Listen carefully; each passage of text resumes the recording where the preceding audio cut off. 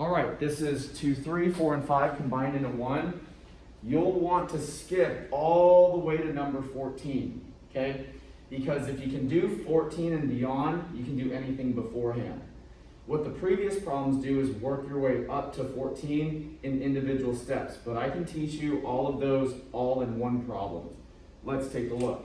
Many of you have already done most of this stuff, so it may feel like quite a bit of review, but I'm going to make sure that we address everything here, okay? So, take a look. This is our very first problem. We are supposed to solve this equation. We're supposed to solve this equation using a general method. Get all the variables on one side and all of the constants, also known as just the numbers, or the letters, A, B, C, whatever, X, Y, whatever it happens to be. But get the variables on one side, get the constants on the other. Put the numbers on one side and the letters on the other. Can it go the other way? Sure it can. So that's the general goal, is to get all this isolated, okay? So let's take a look here. As you can clearly see in this problem, the variables are on one side, but we've got numbers on both sides. The constants are on both sides. We're going to use a skill to move this number to the other side. Why do I want this number to go to this side? Because if it's gone, what's going to happen? I'll have all the variables on one side and all the numbers or constants on the other. So all this has to do, this 57, all it has to do is get over here, and then I'll be ready to go. Does that make sense? How do I move the 57 over? Well, if you don't know how to move the 57 over, it's very straightforward. Pay attention to what the sign is on the 57. My 57 is a positive sign. So if it's positive, I just do the opposite. Subtract 57 from both sides. So we will use a lot of opposite principles. Adding, subtracting, and then a lot of division. These are the skills that we're going to use opposites for throughout this section. So I'm moving this 57 to the other side because I want to have all the letters by themselves on one side and numbers on the other. Like we said, it doesn't matter which way they go so long as the letters end up on one and the numbers on the other. So take a look here, and this may be a little bit tricky for you, but you're going to have to do this math. 9 minus 57. 9 minus 57 is going to be what? Negative 48. Okay, negative 48. How did I know that? Because negative 57, if I spend 57 and I make 9, then I only owe $48. Or if I owe $57, I spend 9, or I make 9, then I only owe $48, or I pay back $9. Everybody got that? Okay? Now, let's write down what didn't get worked on. Look at what we have now. I have the letters on the left, the numbers on the right. There's one more step. You want to have your variable all by itself, isolated. So we're going to use, we're going to use our skills here to make sure that that happens, our opposite skills. How do I get this variable by itself? I'm going to divide. That negative 8 is being multiplied by that x. We're going to divide that negative 8. We're not going to divide by positive 8. We're going to divide by negative 8. When I divide two negatives, they become positive, or they simply cancel. Negative 48 divided by negative 8 is a positive 6, and that's your answer. Okay? Go get your problem correct. And if you have a question, you've got to ask me here. Got to ask me. Make sure you ask me if you have a question. Don't move forward unless you've got your number 14 solved. Okay? Anybody got questions on their number 14? Please ask. You got it right? Okay? Please let me know. I can't help you if you don't tell me. All right, let's go to the next one, shall we? 15. All right. Negative 3x minus 9 equals 6. Okay. We're going to move the numbers over. If you can help it, just move the numbers. In a moment, we're probably going to see where we have to move both letters and numbers. But look, I've got letters on one side, but I've got numbers on both.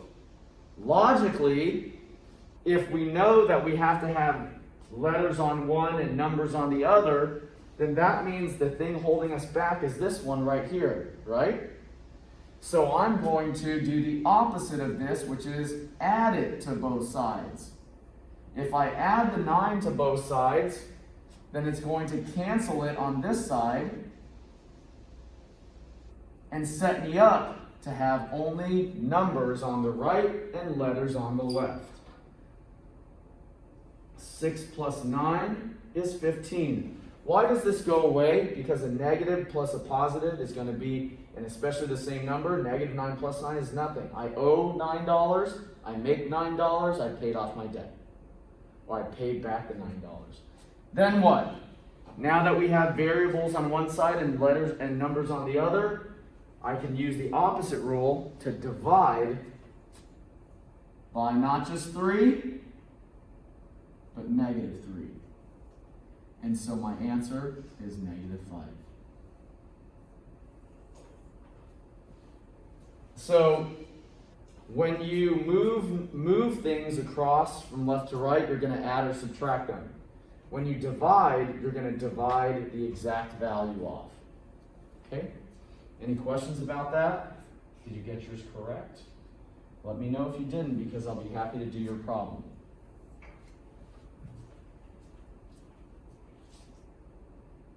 Good? Able to move on? Let me know. Okay. Next. 5 times w minus 2 equals 20. All right. So before you can do any of this, think back to what we did before. Distribute first. Or, I'll show you another way in just a moment, but they're both okay. It's really up to you.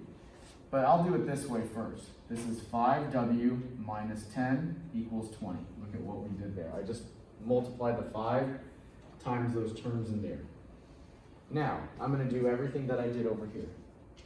What do I need to do to get this by itself and the variable on one side? I need to add 10 to both sides. What does that leave me with? 5w equals 30. Divide by 5, and w equals 6. So, same concept, right? Same stuff that we did in the previous problems. Nothing really new, same thing. Now, I'll show you an alternative way to do it. I could divide both sides by this 5 right away, and that would leave me with w minus 2 equals 4. So this is an alternative way of doing it, and then after that, I would just add 2 to both sides, and w equals 6, same answer. It's up to you. This one is probably closer to what you're familiar with. This one is sort of familiar, but a little bit foreign in certain skills. So generally, most people are going to look at this problem in terms of its solution using that method. Make sense? Let me know if you got questions. I'll be happy to help you, but you got to ask. Ask, ask, ask. Good? Ready to move forward? Okay. All right, let's look at this next one. I'm going to do it right down here. So negative 2, t plus 2 equals 2. You can do it either this way or this way. They both can be done. It's really up to you. I'm going to just do it the way that you're used to seeing, which is by distributing first. Negative 2 times t is negative 2t. Negative 2 times 2 is negative 4, which equals 2. Look, I'm doing it just this exact same way. You're only going to have problems if you have trouble with your multiplication, so be careful with that. Okay, now what? Add 4 to both sides.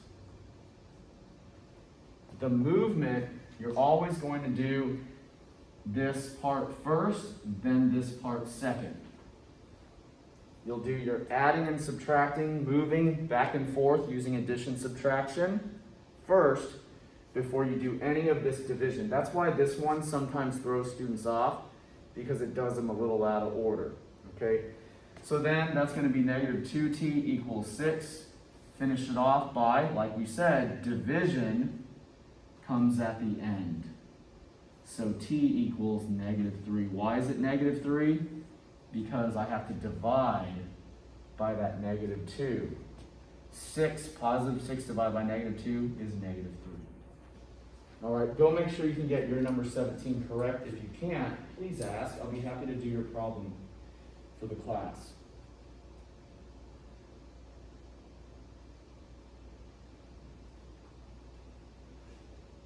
Any questions? You guys doing okay? Hopefully you're getting them right. If you're not, you gotta ask me. I'll be happy to do your problem for you.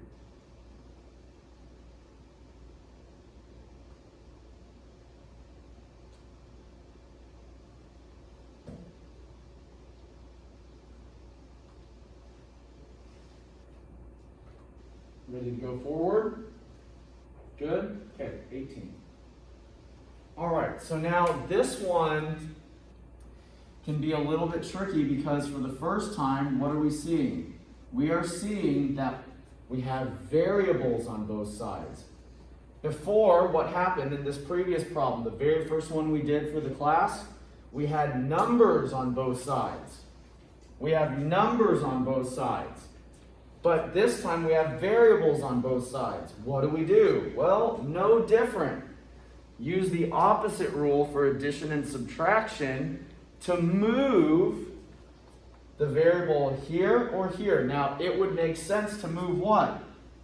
The 2x over. Why would we move the 2x over? Because if you move the 5x over, then you got everything on one side. You got to make sure you think a little bit carefully before you do any work. If I move the 2x over by doing the opposite, it's a positive 2x. So I'm going to subtract the 2x. If I do that, it's going to get rid of the x's on the right-hand side, which is exactly what I want, resulting in 5x minus 2x is 3x, all the variables on the left, and just numbers on the right. See what that does for me? Same concept as what we first started with, except we had an extra set of variables in the way. No big deal. What do we do next? Well, now that we have all the variables and constants on separate sides, we can then do division, can't we? Divide everything by the exact coefficient that's in front of the variable, and so my answer is 2.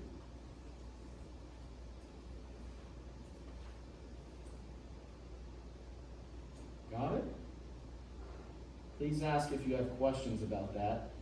Is it similar to what we did at the very start? Absolutely, very similar. What's the only difference? A variable moving instead of a number moving. Okay, got it? Okay, questions? All right, this one, let's take a look here. Let's put it right here. 7y minus y equals negative 10 plus y. Lots of y's in this problem. If you're not sure what you're doing, just follow along with my problem. First, quick note, if you need to, combine like terms on each side. So if necessary, as an initial step, you might need to combine like terms on each side before you even get started. What do I mean by that? Why did I bring that up on this particular problem? Because of this right here. Can we combine those? Yes. 7y minus 1y is 6y's. Now I can't do any combining on the right because these are completely different terms, but if you need to, you should identify any combining of like terms as necessary. Okay? So now, does this look like this? Yes, it does. What would I do? Well, I've got the y over here and I've got a number and a y here. It would make sense to move that y over so that I would have the y's on one side and the numbers on the other. If I take this 6y and move it here, then everybody's going to be on one side. I don't want that. I want it to be separated. So how do we move things? Again, we do the opposite. This is addition plus y, so we subtract y. Okay, 6y minus y, 1y is 5y equals negative 10. These are gone now because we subtracted them away. And finally, now that we have things on separate sides, they're isolated on separate sides, we can get one step further, get the y completely isolated by dividing both sides by the coefficient, the exact coefficient on the y, which is 5, y equals negative 2. That's it. Make sense? Questions about that at all? Let me know. I'll be happy to do yours. But you gotta tell me. Raise your hand. Let me know. Tell me your problem. I'll do yours.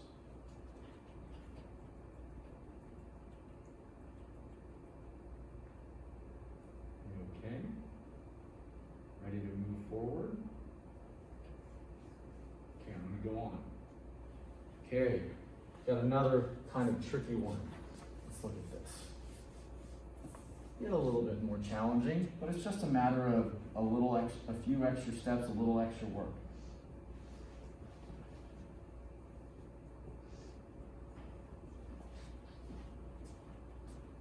Okay, write your problem down correctly. Make sure that it's correctly written down.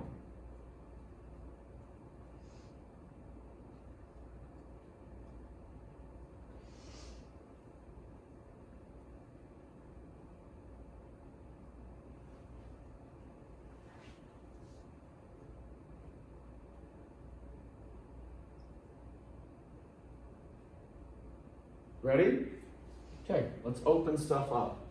First, 5 times c, 5c, 5 times negative 3, negative 15. And there it is. And I'm just going to write everything down afterwards. I'm going to take as many steps as I need to here so that I don't have any, or I minimize my chances of errors. Okay? Now, so open everything up and then combine like terms first on each side. Watch if you're not sure. 5c, nothing. But what? Negative 15 and 6 can be put together. So that's going to be 5c minus 9. Isn't that true? Negative 15 plus 6 is negative 9. I combine them. Combine like terms on each side. Let's look at the other side. Can I combine anything there? Yes, I can. 5 and negative 14. Well, what is that? Well, 5 and negative 14 is going to be negative 9 as well. The c, nothing, so I'll just leave it as c. Come bring it down. Ask me if you have questions there. It's a little bit tricky to see. I combine like terms on the left. I combine like terms on the right. Please ask me if you have questions about either of those.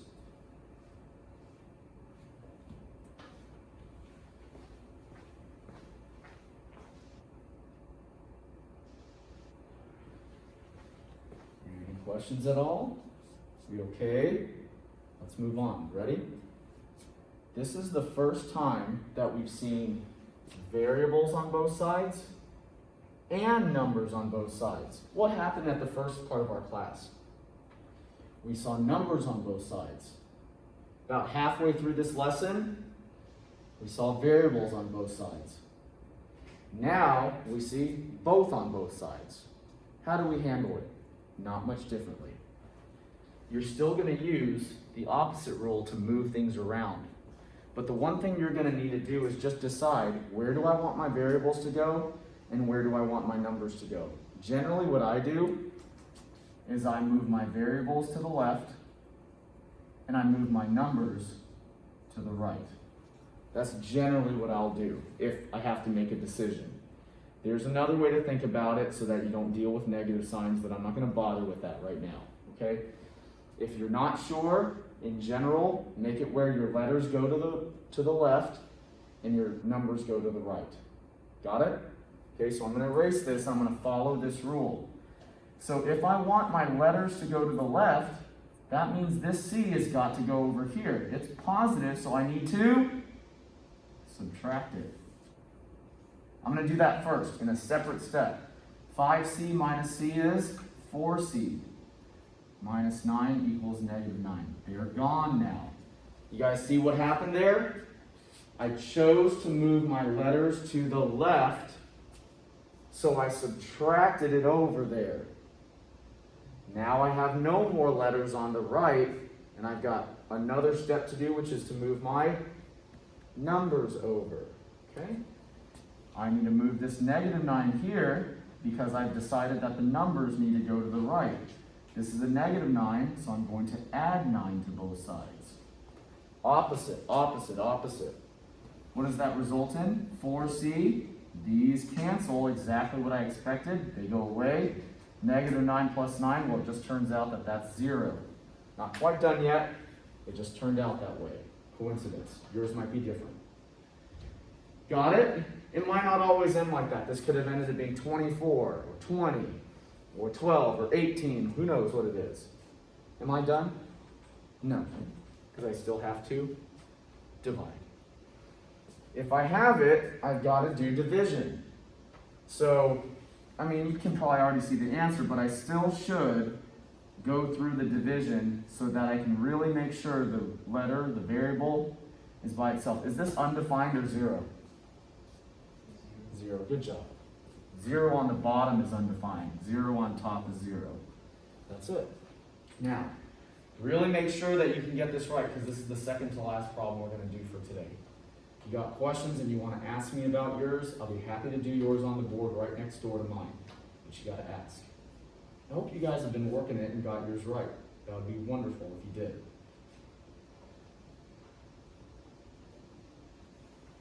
Questions? Anybody want me to do their problem before I do the last problem of the day? Anybody? Please ask. I'm happy to. You just got to tell me.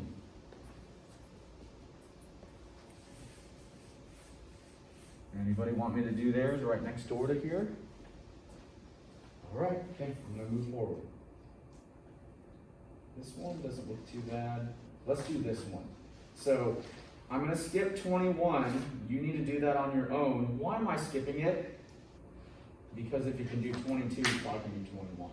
All right, so let's go do 22, and that'll be it for today unless you want me to do yours. Here we go. First, write the problem down correctly. Make sure you write it down correctly. You don't write that problem down correctly, it's going to be rough. You're going to, especially on a big problem like this, you will be hunting through your work trying to find out where you did it wrong, and you might be doing a great job, but your setup was just off. So just double check what you've written down, make sure all the pieces are correct, and then let's get started.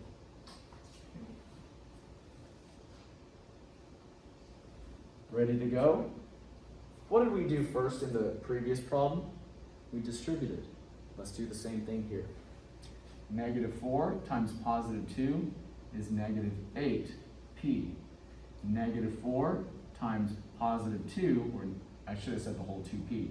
Negative 4 times positive 2 is negative 8. How about this one over here? We've got to do the same thing. Positive 3 times 5p is positive 15p. Let me write this equal sign down so I don't lose track.